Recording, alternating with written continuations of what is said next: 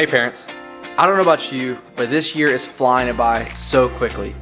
We're pretty much done with March, and April is right around the corner with lots of things planned for the church, for the student ministry, and I'm sure in your daily lives. With all of that coming up, I just want to encourage for you and your students to be connected and to be plugged into the church.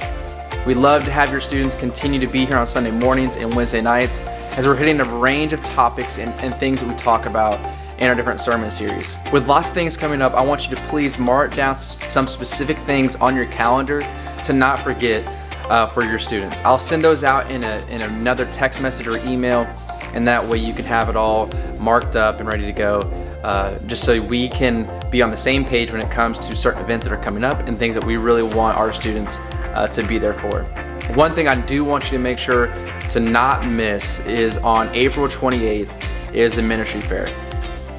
We want all of our students to be serving in some way, shape, or form.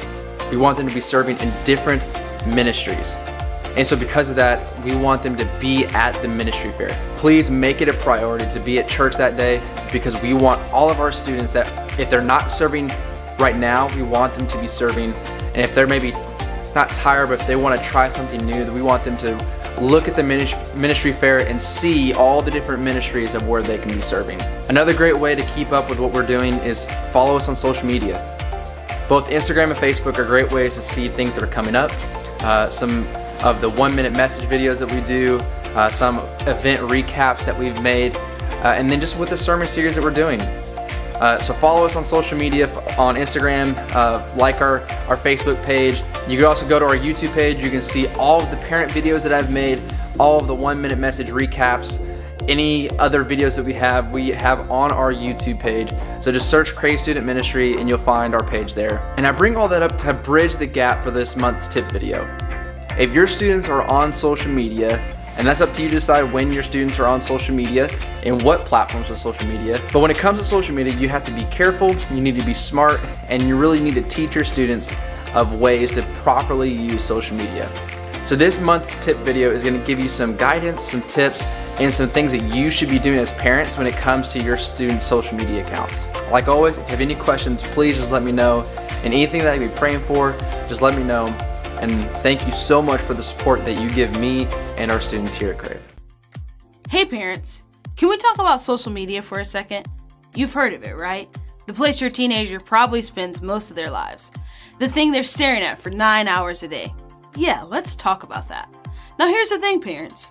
There will be plenty of spaces in your teenager's life where you and your teenager will probably find it's best to stay in your respective corners. A little distance is good during these years. But social media is not one of those places. Here's what I want to encourage you to do today. Figure out what social media platform your kid is using. Instagram, Snapchat, GroupMe, YouTube, WhatsApp, Tumblr. Whatever social media platform your kids have, stop right now and sign up for an account if you haven't already. Then follow them.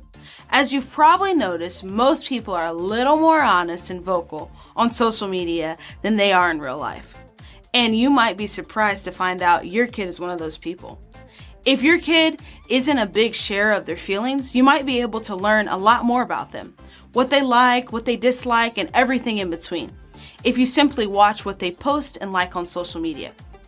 Now be warned, when your kid lets you into this part of their lives, you must take it seriously.